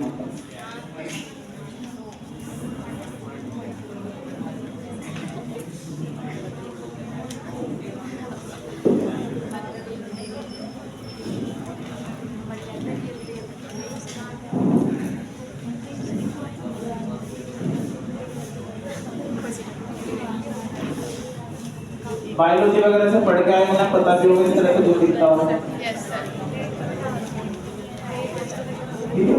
माइटोकॉन्ड्रिया, ये है माइटोकॉन्ड्रिया।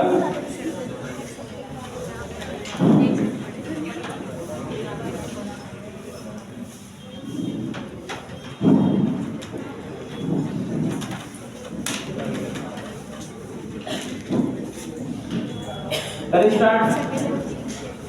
देख भाई माइटोकॉन्ड्रिया, बाहरी झिल्ली,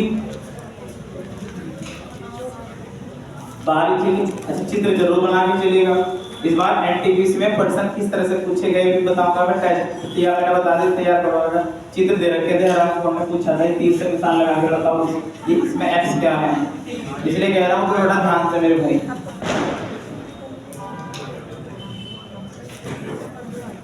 यह है बाहरी झिल्ली और यह है आंतरिक झिल्ली।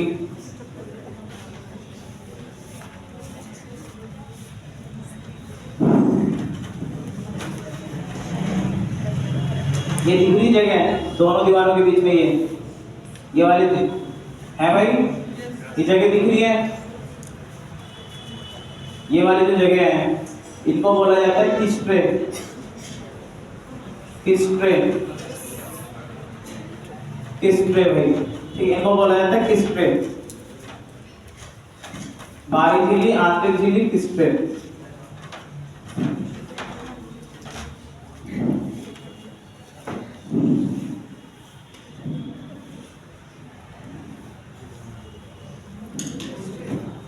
देखो भाई माइटोकॉन्ड्रिया, तो माइटोकॉन्ड्रिया की आकृति आपके सामने है, बाहरी झिल्ली, आंतरिक झिल्ली और मेरे भाई ये जो बीच में एक हल्का सा जो संकीर्ण जगह है इसको मैंने नाम दिया है किस्ट्रे।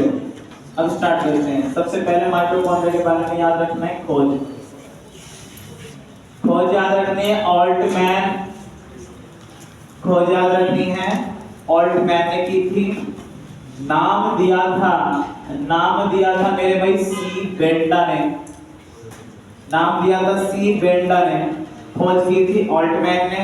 माइटोकॉन्ड्रिया नाम दिया गया था सी बेंडा द्वारा, नाम दिया गया था सी बेंडा द्वारा।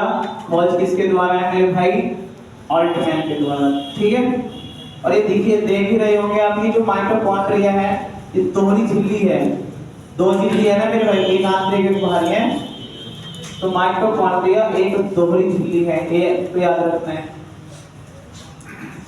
यह है एक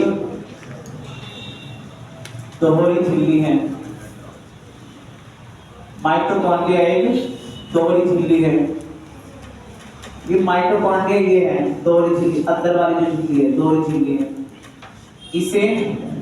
इसे इंपॉर्टेंट, इसे कोशिका का ऊर्जा घर, ऊर्जा ग्रह, पावर हाउस ऑफ सेल, इसे कोशिका का ऊर्जा ग्रह, पावर हाउस ऑफ सेल कहते हैं, सेल कहते हैं। इसे कोशिका का ऊर्जा ग्रह, कोशिका का पावर हाउस ऑफ सेल कहते हैं। तीसरा पॉइंट, इसे ऊर्जा का संयंत्र, इसे ऊर्जा का संयंत्र कहते हैं। पहले ही तो 3-4 पॉइंट क्लियर कर लीजिए अपने। खोज किसने की है? ऑल्टमैन ने। नाम किसने दिया है? सी बेंटन ने। यह एक दोहरी झिल्ली है, ये दोहरी झिल्ली है। इसे कोशिका का ऊर्जा ग्रह कहते हैं, इसे कोशिका का ऊर्जा संयंत्र कहते हैं। दोनों तीनों बातें क्लियर होगी भाई हैं। इसे कोशिका का ऊर्जा ग्रह कहते हैं, इसे कोशिका का ऊर्जा संयंत्र कहते हैं, ऊर्जा का संयंत्र कहते हैं। अब इसको ऊर्जा का कोशिका ग्रह क्यों कहते हैं उसको भी समझेंगे, वो भी एग्जाम में पूछा जाता है। अब ध्यान से समझना है भाई, ध्यान से समझना है, क्योंकि हम पढ़ रहे हैं पादप कोशिका। पादप कोशिका की खास बात होती है मेरे भाई, ये रिएक्शन करते हैं फोटोसिंथेसिस, प्रकाश संश्लेषण क्रिया करते हैं, और प्रकाश संश्लेषण क्रिया द्वारा बनाते हैं भोजन। और वो जो भोजन बनता है, जो मानव का शरीर है, मानव शरीर देखते हैं कि 2-3 दिन मेरे भाई 9 दिन का व्रत चलता है, खाना पीना कम हो जाता है शरीर का। तो मेरे भाई उसके बावजूद भी कंटिन्यू जितने भी रिएक्शंस है बॉडी में चल रही हैं। कारण क्या है कि हमारे शरीर में कुछ भोजन कलेक्ट हो जाता है, और भोजन किस रूप में कलेक्ट होता है मेरे भाई? ग्लाइकोजन के रूप में। ग्लाइकोजन नया शब्द है तो ऐसे शब्द लिख लिया करें मेरे भाई, ग्लाइकोजन शब्द यूज हुआ है, ठीक है। तो ग्लाइकोजन का मतलब है हमारे शरीर में जो इकट्ठा हो रहा है खाना है, वो ग्लाइकोजन के रूप में इकट्ठा हो जाएगा।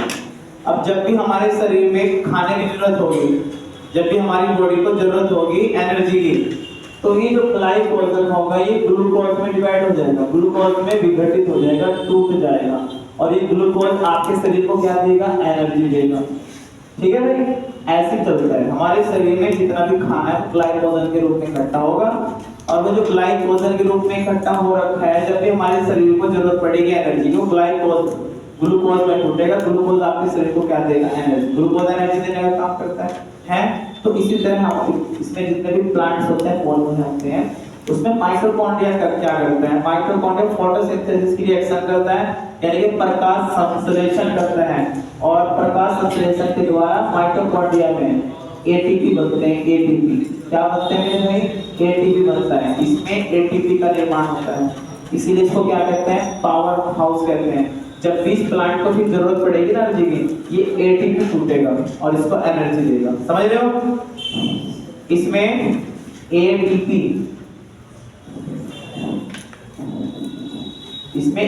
बनता है।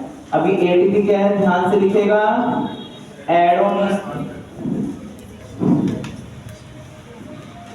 ध्यान से लिखेगा, इसका नाम देखिए,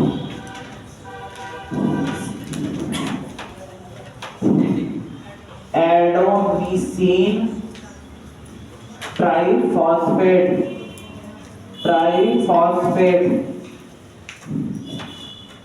एडेनोसिन ट्राइफॉस्फेट बनता है, इसलिए इसको क्या कहते हैं?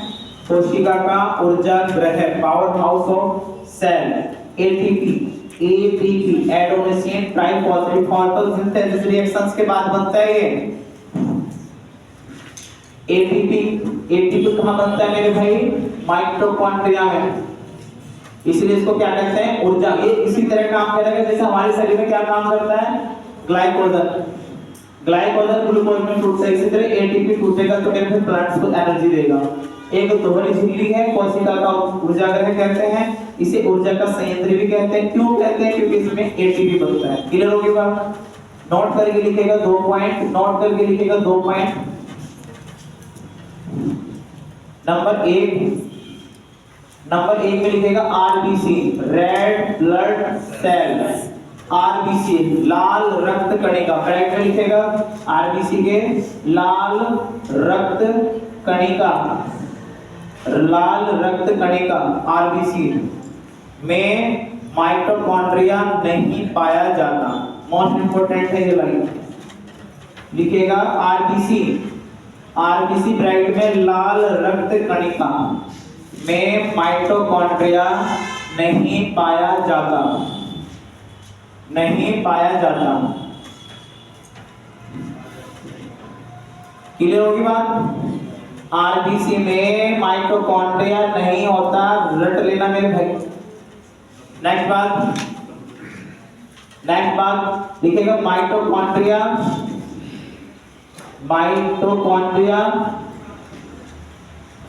माइटोकॉन्ड्रिया कोमा लवक प्लास्टिड्स, माइटोकॉन्ड्रिया कोमा लवक कोमा। तीसरा नाम लिखेगा केंद्रक। 3 नाम लिखवाए मैंने भाई, नोट में मैंने पहले नोट लिखवाया। आरबीसी जो होती है लाल रंग कणिका, उसमें माइटोकॉन्ड्रिया नहीं होता। दूसरा माइटोकॉन्ड्रिया लवक केंद्रक के पास स्वयं का डीएनए होता है, स्वयं का डीएनए होता है, के पास स्वयं का डीएनए होता है, के पास स्वयं का डीएनए होता है। तो ये दोनों फैक्ट्स ही इंपॉर्टेंट हैं। एक याद रखना है कि आरबीसी में माइटोकॉन्ड्रिया नहीं होता। दूसरी बात याद रखनी है माइटोकॉन्ड्रिया लवक और केंद्रक तीनों के पास ही खुद का डीएनए होता है। दोनों बात याद रहेगी। आगे बढ़ रहा हूं मैं भाई, यहाँ तक बताई जा रही है। हमारे शरीर में भोजन किस रूप में जमा होता है? ग्लाइकोजन किसमें टूटता है? हमारे शरीर को ऊर्जा कहाँ से मिलती है? छोटे छोटे पर्सन बनते हैं, फैक्ट्स क्लियर होने चाहिए बस आपके। माइटोकॉन्ड्रिया की खोज ऑल्टमैन, नाम किसने दिया था? बेंटन है। दोहरी झिल्ली है, कोशिका का ऊर्जा ग्रहण कहते हैं क्योंकि इसमें क्या बनता है? एटीपी। क्या होता है एटीपी? Adenosine triphosphate. आरबीसी में माइटोकॉन्ड्रिया नहीं होता। और 3 माइटोकॉन्ड्रिया लवक और केंद्रक, इनके पास खुद का डीएनए होता है। अगला पॉइंट लिखिएगा माइटोकॉन्ड्रिया में कोशिकीय संवचन होता है। पॉइंट है वैसे माइटोकॉन्ड्रिया में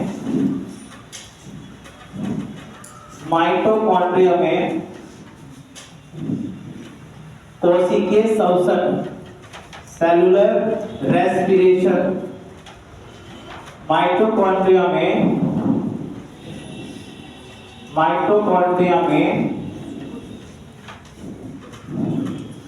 कोशिकीय संवचन, सेलुलर रेस्पिरेशन संवचन होता है। इंपॉर्टेंट है, पूछा जाता है किस प्रकार का संवचन होता है। कोशिकीय संवचन होता है। अभी कोशिकीय संवचन भी 2 प्रकार का होता है, एक लाइन में याद रखना। एक होता है वायवीय संवचन, एक होता है मेरे भाई वायवीय संवचन, एक होता है मेरे भाई अवायवीय संवचन। एक होता है वायवीय संवचन और एक होता है मेरे भाई अवायवीय संवचन। वायवीय संवचन एरोबिक रेस्पिरेशन।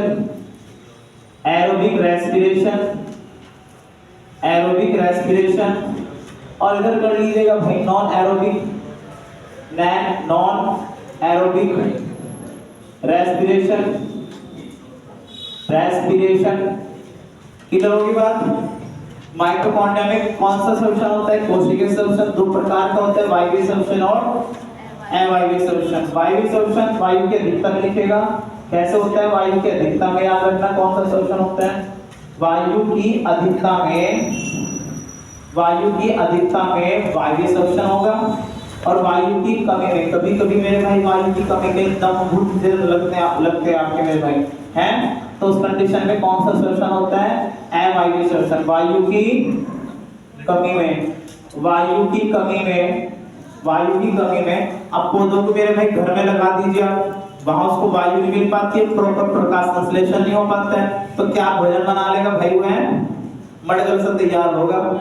भाई गेंदे का फूल जो है ना यहाँ लगा दूंगा, कितने दिन जीवित रहेगा? नहीं हो पाएगा, वायु नहीं मिल पाने, प्रकाश संश्लेषण नहीं हो पाएगा। तो 2 प्रकार का संवचन होता है कोशिकीय संवचन। वायवीय संवचन वायु की अधिकता में, अवायवीय संवचन वायु की अधिकता में जो वायवीय संवचन होता है तो 36 एटीपी बनते हैं। याद रखिएगा, मोस्ट इंपोर्टेंट है भाई, 36 एटीपी बनते हैं। वायवीय संवचन में 36 एटीपी बनते हैं, अवायवीय संवचन में 2 एटीपी का निर्माण होता है। बताओ कहां से जीवित रहेगा भाई? ठीक है, माइटोकॉन्ड्रिया में कोशिकीय श्वसन होता है, वायवीय श्वसन, अवायवीय श्वसन दो प्रकार का होता है। वायवीय श्वसन वायु की अधिकता में होता है, अवायवीय श्वसन वायु की कमी में होता है। वायवीय श्वसन द्वारा 36 एटीपी का निर्माण होता है और अवायवीय श्वसन द्वारा 2 एटीपी का निर्माण होता है। क्लियर?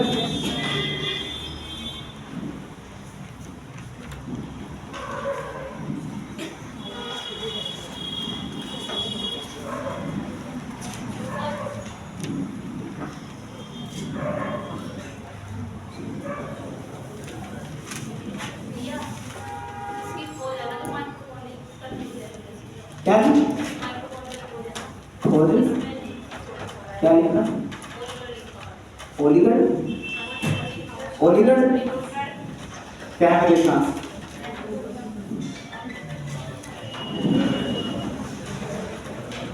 ऑल्टमैन ने इसकी खोज करता।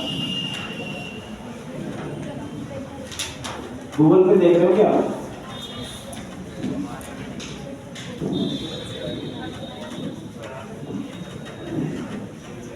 एनसीईआरटी में जो है वो पता है, मैंने हम भी पढ़ते आ रहे।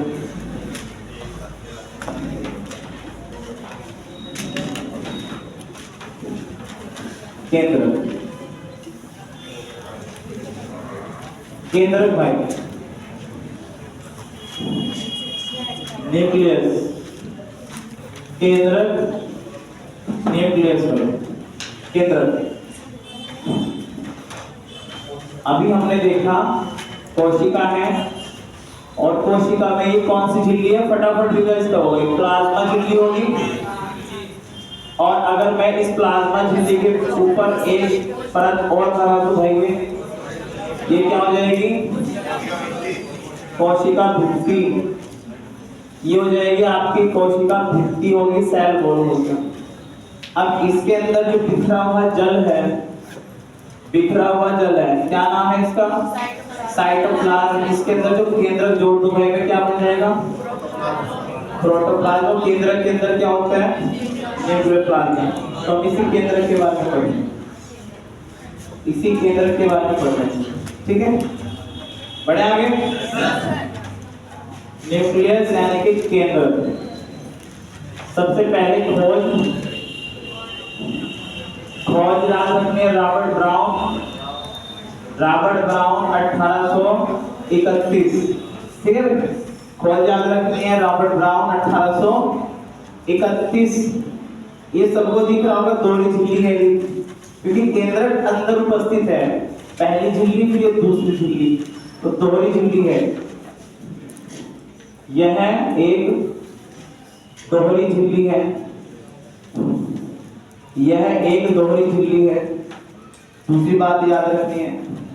तीसरी बात उसके बारे में क्या याद रखनी है कि केंद्रक जो होता है पूरी कोशिका का, केंद्रक जो होता है पूरी कोशिका का 10% होता है। 90% सारा का सारा जल है इसके अंदर। अभी बताया था लिखवाया भी संगठन में 90% साइटोप्लाज्म है मेरे भाई। 90% क्या होता है? साइटोप्लाज्म। 10% केंद्रक। साइटोप्लाज्म केंद्रक क्या? प्रोटोप्लाज्म। क्लियर होगी बात? यह एक दोहरी झिल्ली है। केंद्रक कोशिका का, केंद्रक कोशिका का 10% होता है। केंद्रक कोशिका का 10% होता है। नेक्स्ट, इसे कोशिका का हेड, मस्तिष्क, इसे कोशिका का मस्तिष्क कहते हैं। इसे कोशिका का मस्तिष्क कहते हैं। 3-4 बातें याद रखनी है। खोज रॉबर्ट ब्राउन 1831। यह एक दोहरी झिल्ली है। केंद्रक कोशिका का 10% होता है। इसे कोशिका का मस्तिष्क कहते हैं। क्लियर होगी बात? अब लास्ट में एक नोट बना के लिख लीजिएगा। एक बात और, अभी हमने बात करी केंद्र के अंदर जो द्रव होता है उसे क्या बोलते हैं? न्यूक्लियोप्लाज्म। लिखिएगा, केंद्रक के द्रव को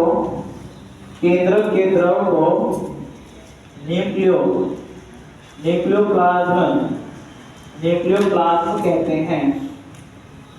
न्यूक्लियोप्लाज्म कहते हैं।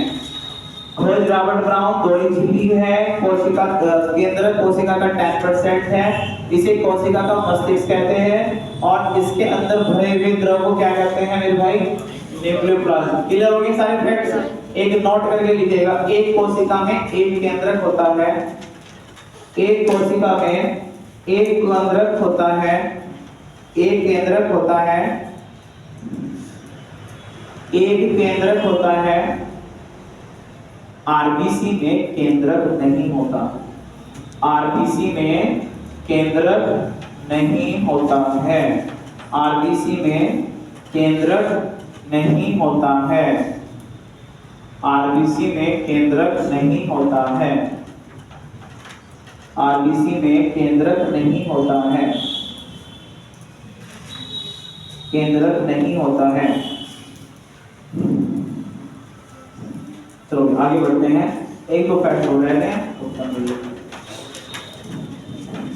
मेरी क्लास थोड़ी लंबी कीजिएगा, पहले बता देता, वरना फिर जाके बैठेगा 6 महीने का सिलेबस।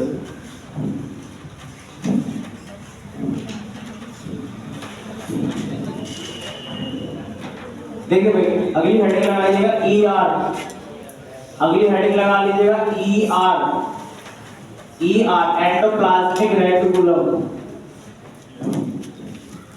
एंडोप्लाज्मिक रेटिकुलम, हिंदी में बोलते हैं इसको अंतः द्रव्य जालिका। ऐसे ऐसे शब्द आते हैं, खुद पढ़ोगे दिमाग खराब हो जाएगा। अंतः द्रव्य जालिका, ये बच्चे की समझ में नहीं आता तो पढ़ता है वन लाइनर, और वन लाइनर से ट्यूशन बिल्कुल बंद हो गए मेरे भाई। एंडोप्लाज्मिक रेटिकुलम यानी कि अंतः द्रव्य जालिका क्या है जरा समझिएगा। ये कोशिका हमने ऐसे समझ ली, ये केंद्रक समझ लिया, केंद्रक है। अभी केंद्रक के आसपास ऐसी संरचना बिखरी होती है, जो बायो पढ़ के आए हैं उनको पता भी होगा। इस तरह से एक स्ट्रक्चर्स होती है मेरे भाई, ठीक है, ये स्ट्रक्चर्स होती है, इसको बोलते हैं endoplasmic reticulum, endoplasmic reticulum.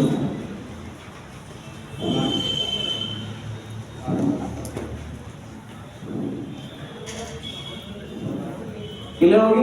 Heading क्या है? एंडोप्लाज्मिक रेटिकुलम यानी कि अंतः द्रव्य जालिका। हिंदी में याद रखते तो अच्छा रहेगा। एक लाइन में याद रखना है पहले तो कि कोशिकांग में उपस्थित, कोशिकांग में उपस्थित जालीदार संरचना, कोशिकांग में उपस्थित जालीदार संरचना होती है। कोशिकांग में उपस्थित, कोशिकांग में उपस्थित जालीदार संरचना होती है, कोशिकांग में जालीदार संरचना होती है, पहला फैक्ट। दूसरा, यह protein plus lipid most important है, अंडरलाइन कर लीजिएगा, बॉक्स में बंद कर लीजिएगा। यह प्रोटीन व लिपिड का निर्माण करती है, protein plus lipid, protein plus lipid का निर्माण होता है। यहाँ प्रोटीन प्लस लिपिड का निर्माण होता है, प्रोटीन प्लस लिपिड का निर्माण होता है। तो दो बातें हमने देखी भी, हमने क्या है, जालीदार स्ट्रक्चर है, जालीदार संरचना है। दूसरी बात हमने क्या जानी है कि प्रोटीन प्लस लिपिड यहाँ पे बनता है, प्रोटीन प्लस लिपिड कहाँ बनता है? अंतः द्रव्य जालिका में प्रोटीन प्लस लिपिड बनता है। अब जरा और ध्यान से समझिएगा, और ध्यान से समझिएगा, ये होती है दो प्रकार की है, ये होती है दो प्रकार की। जो अंतः द्रव्य जालिका होती है दो प्रकार की होती है। एक होती है मेरे भाई स्मूथ, SER बोलते हैं इसको, SER। एक होती है रफ, RER, ठीक है ना, RER। किताबों से पढ़ोगे मेरे भाई दिमाग खराब हो जाएगा, ऐसी ऐसी बातें लिखी हुई इनके बारे में। देखो जरा, एंडोप्लाज्मिक रेटिकुलम, ऐसे मतलब यहाँ पे स्मूथ, तो पूरा नाम क्या बन जाएगा अगर हम इंग्लिश में लिखते हैं तो? Smooth endoplasmic, endoplasmic reticulum, reticulum. ठीक है भाई। रफ से आर से मतलब है rough, rough endoplasmic, endoplasmic reticulum, reticulum. तो दो प्रकार की होती है, एक होती है रफ और एक होती है स्मूथ। हिंदी में क्या क्या नाम बनेंगे? स्मूथ को बोलेंगे चिकनी, चिकनी अंतःद्रव्य जालिका, अंतःद्रव्य जालिका। अब ऐसा शब्द पढ़ा जा रहा है कि दिमाग ही खराब हो जाए मेरे भाई, इसको याद तो क्या रखेंगे? चिकनी अंतःद्रव्य जालिका। और इसको क्या बोलेंगे? खुरदुरी, खुरदुरी, खुरदुरी अंतःद्रव्य जालिका। फर्स्ट टाइम जो पढ़ रहा होगा ऐसा दिमाग खराब हो जाता है, ऐसे सब पढ़ के मेरे भाई। याद करने का आसान तरीका जरा ध्यान से समझिएगा। मैंने बताया एंडोप्लाज्मिक रेटिकुलम यानी कि अंतःद्रव्य जालिका क्या है? जालीदार संरचना है। इसका निर्माण करती है प्रोटीन प्लस लिपिड अंतःद्रव्य जालिका। प्रोटीन दो जगह बनते हैं कोशिकांग में, यहाँ बनेगा और एक बनेगा राइबोसोम में, ठीक है ना। प्रोटीन की फैक्ट्री क्या है? राइबोसोम। लेकिन प्रोटीन का निर्माण राइबोसोम के अलावा कहाँ होता है? एंडोप्लाज्मिक रेटिकुलम यानी कि अंतःद्रव्य जालिका में। दोबारा सुनिए जरा ध्यान से। दो प्रकार की होती है एसईआर स्मूथ चिकनी, और एक होती है रफ यानी कि खुरदुरी। अब देखो जरा इधर देखिए जरा ध्यान से, ये एक सड़क है, बिल्कुल सपाट पड़ी है एकदम, है हाईवे एवेन्यू। तो क्या कहूंगा मैं, इसमें स्मूथ है या नहीं है? और अगर इसमें बीच में मेरे को ऊबड़ खाबड़ कर दी मैंने, ऐसे ऐसे ऐसे ऊबड़ खाबड़ हो गए, तो अब ये क्या हो जाएगी? स्मूथ रहेगी और रफ रहेगी? खुरदुरी। अब ये रफ हो जाएगी खुरदुरी, क्योंकि इसमें ऊबड़ खाबड़ आ गई, बीच में खड्डे वगैरह आ गए। अब अगर ये बिल्कुल बिल्कुल प्लेन है, बिल्कुल चिकनी पड़ी है, तो स्मूथ होगी, और बीच में ऊबड़ खाबड़ आ गए तो भाई हो जाएगी रफ। ये जो रफ वाली होती है इसमें ऊबड़ खाबड़ आ जाएंगे तो ये रफ हो जाएगी। और रफ किसके कारण होती है? इसमें ऊबड़ खाबड़ आ जाते हैं, और ये जो ऊबड़ खाबड़ होते हैं यही है राइबोसोम, यही है राइबोसोम मेरे भाई। तो ये ऊबड़ खाबड़ का मतलब है यहाँ पे राइबोसोम, ऊबड़ खाबड़ का मतलब क्या है? राइबोसोम। तो ये राइबोसोम किधर होंगे? चिकनी में होंगे या खुरदुरी में होंगे? खुरदुरी में है। क्यों भाई? एक ये जो ऊबड़ खाबड़ का मतलब हमने क्या समझ लिया? राइबोसोम। अब राइबोसोम अगर स्मूथ में तो होंगे क्योंकि चिकनी पड़ी है, साफ पड़ी है, खुरदुरी में होंगे मेरे भाई ऊबड़ खाबड़। तो क्या याद रखना है? इसमें राइबोसोम होते हैं, इसमें राइबोसोम उपस्थित होता है। क्वेश्चन अगर आया तो यहीं से आएगा, इसमें राइबोसोम, इसमें राइबोसोम उपस्थित होते हैं, राइबोसोम उपस्थित होते हैं, इसमें राइबोसोम उपस्थित होते हैं। और राइबोसोम किसका निर्माण करते हैं भाई? प्रोटीन का। प्रोटीन की फैक्ट्री है ये पूरी आगे बताऊंगा मैं। तो इसमें अगर राइबोसोम उपस्थित होते हैं तो इसमें किसका निर्माण होता है? इसमें प्रोटीन का निर्माण होता है।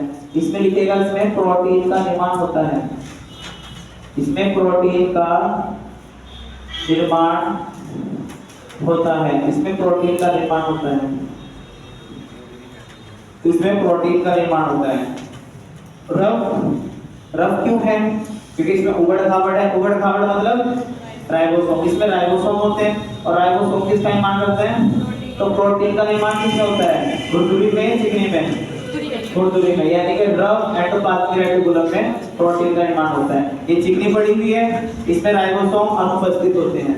इधर लिखेगा इसमें, इसमें राइबोसोम, इसमें राइबोसोम अनुपस्थित, अनुपस्थित होते हैं।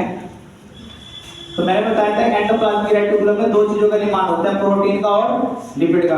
प्रोटीन किसमें बन रहा है? आरईआर में। इसमें क्या बनेगा? लिपिड। इसमें राइबोसोम अनुपस्थित होते हैं, और लिखेगा लिपिड का निर्माण होता है, लिपिड का निर्माण होता है, लिपिड का निर्माण होता है, इसमें लिपिड का निर्माण होता है। तो याद रखना है किसमें प्रोटीन का निर्माण होता है, किसमें लिपिड का निर्माण होता है। मैं फिर रिपीट कर रहा हूं, एक जालीदार संरचना है जिसमें किसका निर्माण होता है? प्रोटीन। और अब प्रोटीन का निर्माण किसमें होगा? इसमें राइबोसोम, राइबोसोम से प्रोटीन का निर्माण होता है, अब राइबोसोम किसमें होगा? जो खुरदुरी होगी, खुरदुरी में क्या होता है? राइबोसोम उपस्थित है, प्रोटीन का निर्माण करेगी। लिपिड जो चिकनी होगी, चिकनी स्मूथ वाली क्यों होगी? क्योंकि राइबोसोम आसान है याद करना। चलो जी, तो एंडोप्लाज्मिक रेटिकुलम तक आज हम इसको रखते हैं। आई थिंक मैंने ये लगभग आपका कोशिका वाला चैप्टर लगभग 70 से 80% को खत्म कर ही दिया, कुछ ही बचा है। कल से स्पीड थोड़ी बढ़ा देंगे क्योंकि हमने कुछ कुछ कीवर्ड्स सीख लिए इसके, और याद करके आइएगा बस इसको।